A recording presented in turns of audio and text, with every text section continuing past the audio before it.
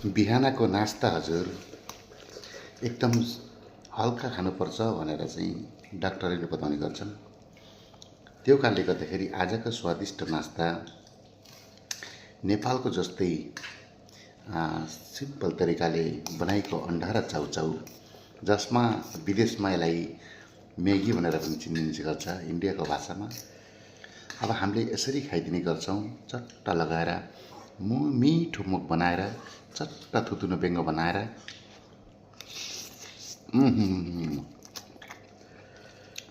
तपाईँहरूले के खानुभयो नास्तामा सरर जानकारी गराउनुहुन्छ भन्ने पूर्ण आशा छ।